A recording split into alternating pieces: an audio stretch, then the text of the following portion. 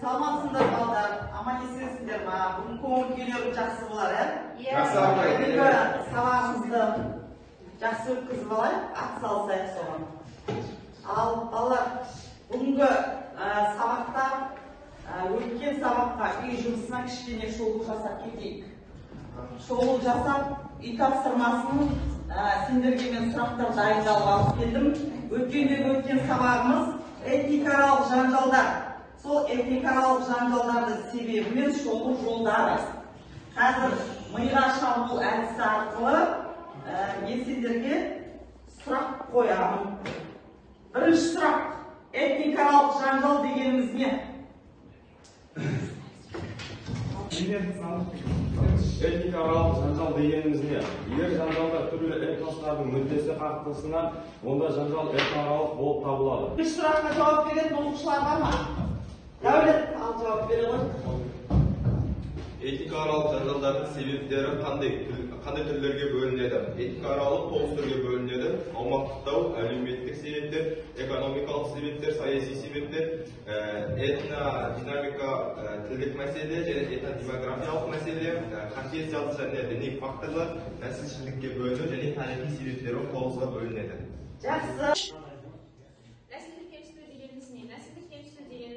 Нәсіліне қарай қысым көрсету және сол адамдарға келіспеушілік әсерлерін беру. Жарайсың, жақсы. Төртінші сұрақ. Жанжалдардың шиеленістіру факторларды ата. Инерциалдық психологиялық фактор, инерциалдық фактор, элитаның мүддесі. Болып үшке бөлінеді. Жақсы, мақсат. Ал бесінші сұраққа кім жауап береді? Бекзат, ал оқи ғой. Этносаралық жанжалдардың формалары қандай? Этносаралық жанжалдардың формалары этностардың қарулы және қарусыз болуы. Жақсы. Ұлтшылдық бірнеше түрге бөлінеді, саяси ұлтшылдық, этникалық ұлтшылдық. Жақсы, қотам. Жетінші сұраққа. Жібек жауап береді. Әсіре ұлтшылдық дегеніміз ұлтшылдықтың шектен шыққан түрі. Нацизм, шовинизм, ұлтшылдық, осының бәрі экстремизмге алып келеді, күрделі және ішкі жанжалдарды тудырады. Жарайсың, жақсы.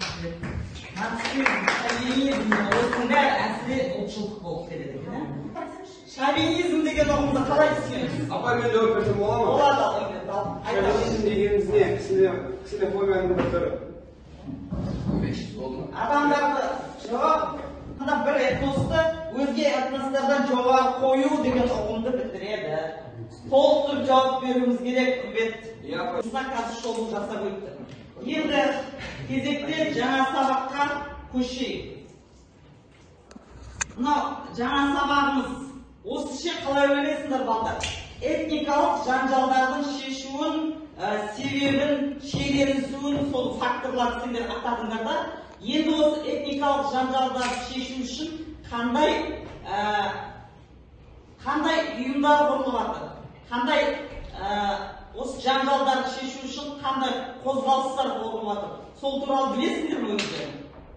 Мысалы, кім айтады мысалы? Айтыңызшы. Этникааралық жанжалдарды шешуші ұйымдар бар, олар әлемдік деңгейге көтерілген, және солардың бірі біріккен ұлттар ұйымы деп білемін. Қазіргі таңда әлемде болып жатқан мәселелерді барлығын халықтармен, сол елдің президенттерімен бірге біріккен ұлттар ұйымында шеше аламыз. Және де одан да басқа ұйымдар бар. Яғни бүгінгі сабағымыздың тақырыбы этносаралық қатынастар.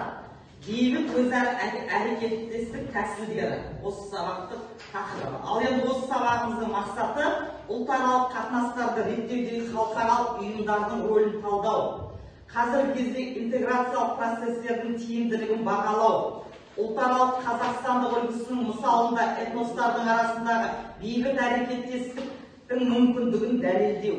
Осы сабағымыздың мақсаты осы балалар. Ал енді осы бағалау критерийлерін қойдық бұл сабаққа. Ұлтаралық қатынастарды реттеудегі халықаралық ұйымдардың рөлін талдайсыңдар. Қазіргі кезде интеграциялық процестердің тиімділігін бағалаймыз. Ұлтаралық келісімнің қазақстандық үлгісінің мысалында этностар бейбіт әрекеттестігінің мүмкіндігін дәлелдейміз осы сабағымызда. Біздің өтетін сабағымыз осы этностарды Этностар енді осы шиеленісін, жанжалын, себебін Европада қауіпсіздік ынтымақтастық ұйымы бар, естігенбіз, ал Еуроодақ құрылған, ислам ынтымақтастық ұйымы құрылған, қосылмау қозғалысы құрылған, түрлі түрік мәдениетінің халықаралық ұйымы, Евразиялық экономикалық одақ, Шанхай ынтымақтастық ұйымы, Қазақстан халық ассамблеясы құрылған. Осы жерде енді балалар, яғни екінші дүниежүзілік соғыстан кейін қазіргі осы халықаралық ұйымдар пайда болған. Бұл ұйымдардың басты мақсаты не? Басты мақсаты дүниежүзілік соғысты болдырмау осы ұйымдардың мақсаты. Яғни барлық аймақтық әскери жанжалдарды тез арада тоқтатуға және ұлтаралық, мемлекетаралық жанжалдарды бейбіт жолмен шешуге атсалысу. Әлемдегі мемлекеттер мен жекеленген аймақтар арасындағы саяси қарым-қатынасты орнатуға атсалысу. Экономикалық және саяси интеграцияға үлес қосу осы ұйымдардың мақсаты. Осы қазір кітапты ашайықшы. Осы түрлі ұйымдарды білуіміз керек. Осы ұйымдар бойынша мен сіздерге қазір мәтін беремін. Кітапты ашайықшы. Сендерге кітапта қазір мынау бірінші топ. Дұрыс па, Айдан тобына бірінші топқа қазір 34-ші параграф этностардың бейбіт қарым-қатынастарының тәсілдері, халықаралық интеграция. Яғни сендерге мен қазір топтарға тапсырма беремін. Қосылмау қозғалысы, Европада қауіпсіздік ынтымақтастық ұйымы, ислам ынтымақтастық ұйымы, Европалық одақ деген осы тақырыптың ішіндегі бөлімшелерді сендер осы постерді қорғайсыңдар. Өздерінің ойларыңды қосып айтасыңдар. Ал екінші тобымызға Ұлданай сенің тобыңа түрік мәдениетінің халықаралық ұйымы, Шанхай ынтымақтастық ұйымы, экономикалық Евразиялық одақ, Қазақстан халық ассамблеясы мына қай жылы құрылды, қандай мемлекеттер кіреді, қанша мемлекет кіреді, мақсаты не, міндеті не, сол туралы өздерің постер қорғайсыңдар. Міне тақырыпты екі топқа бөліп жазып қойдым. Алсын.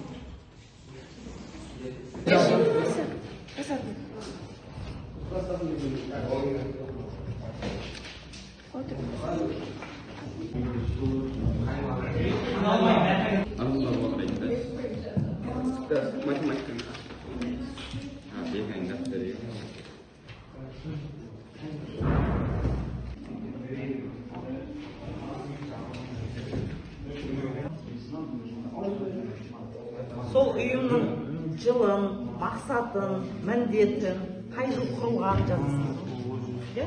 Болған топ бар ма? Екінші топ дайынбыз дейді, дәулетті тобы.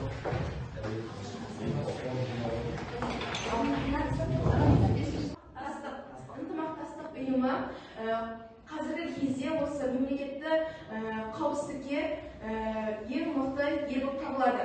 Бұларда Еуропа, сонымен қатар Солтүстік Америка және Азияда орналасқан 57 мемлекетті біріктіреді. Алғашқыда бұл Еуропалық қауіпсіздік және әріптестік ұйымы деп аталды.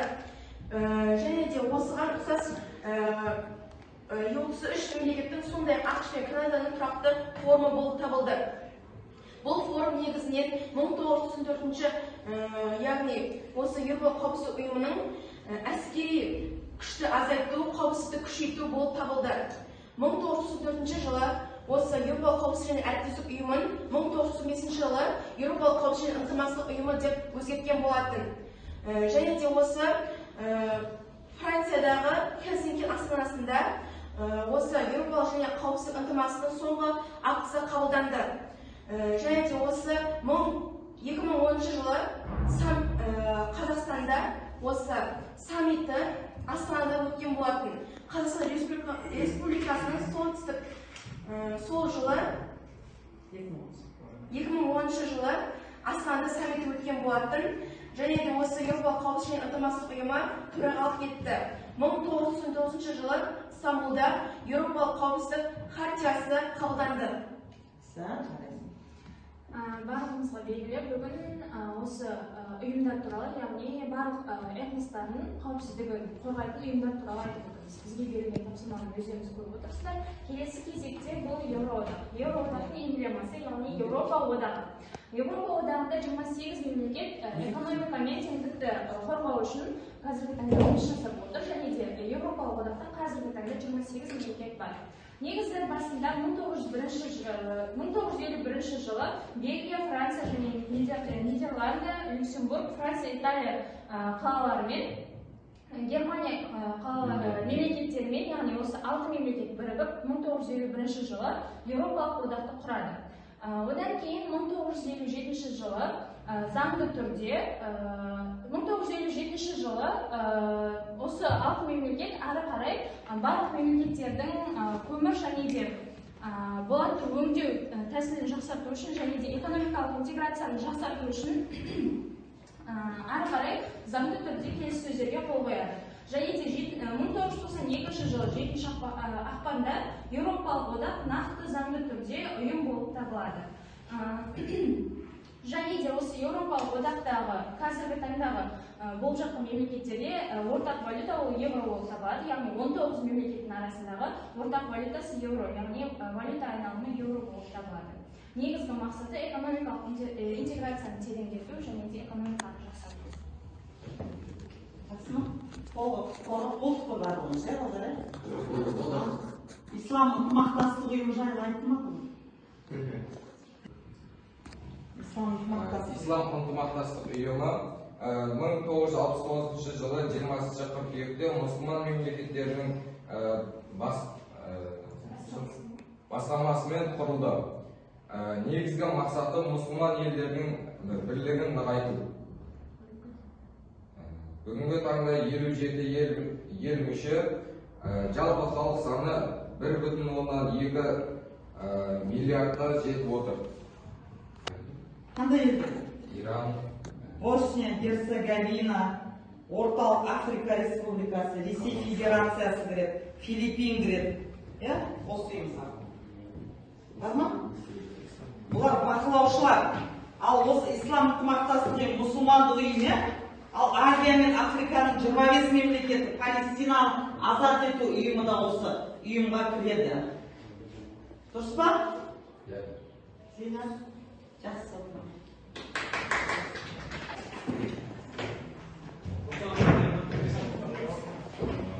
Тапсырмаларын берем қазір әрқайсысы қолына жеке-жеке.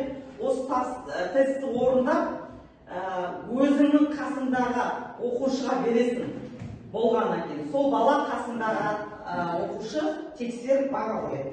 Дұрыс па? Мынада қазір осы тақырып бойынша 7 сұрақ қойылғанда, 7 сұраққа кім жауап берсе, сол өте жақсы жоғары бағада бағаланады. Осы үстіне өздерінің аты, фамилияларын жазып, ал үстіне шетіне жаза бер аты жөндерін. Аты жөндерін осының үстіне жаза қой. Осының үстіне белгілей бер. Ол тез. Димаш.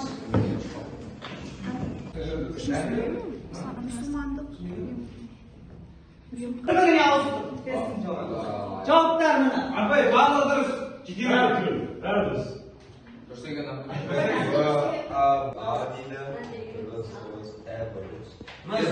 Кері ойласып береміз, апай.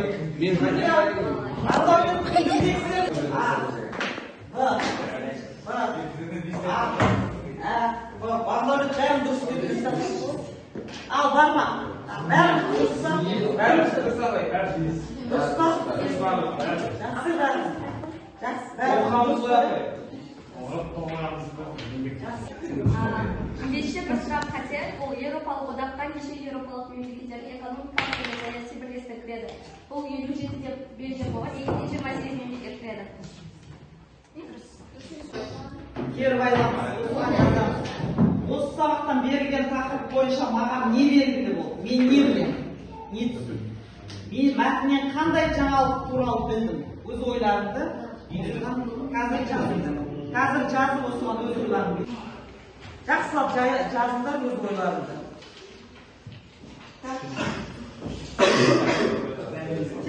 адамдар да өз ойларын жазады.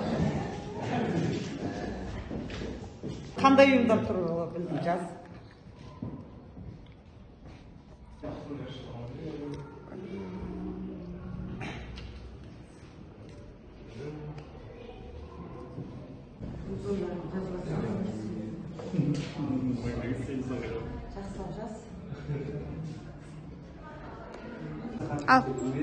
Этностардың бейбіт қатынастарын тәсілдегер деген 34-ші параграфты оқисыңдар балдар.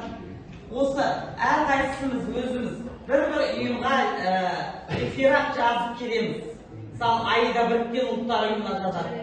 Аружан қосылмау қозғалысына жазады. Зейнәлі Шанхай ынтымақтастық ұйымына жазады. Мақсат Ислам ынтымақтастық ұйымына жазады. Міне өзіміз әрқайсымыз бір-бір ұйымнан жазып келеміз. Ұлдана Қазақстан халықтарының ассамблеясына жазып келеді. Әрбір ұйымды алып. Осы сабақта Аида жарайсың, өте жақсы дайындық.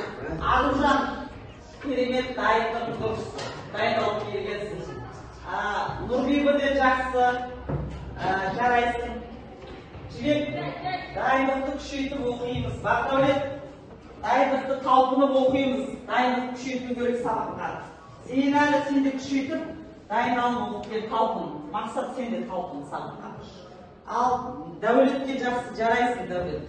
Жақсы дайындалып келген, көп ізденген, көптеген мәліметтер алып келген. Ақбота сен де жақсы жарайсың, көптеген мәліметтер алып келген.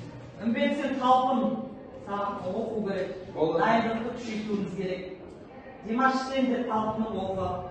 Ал Бекзат, жақсы Бекзат. Ғана жарайсың. Жақсы дайындалып келген, ізденген, көптеген мәліметтер алып келген. Сабақты жақсылап дайындықпен сабаққа келуіміз керек, балдар.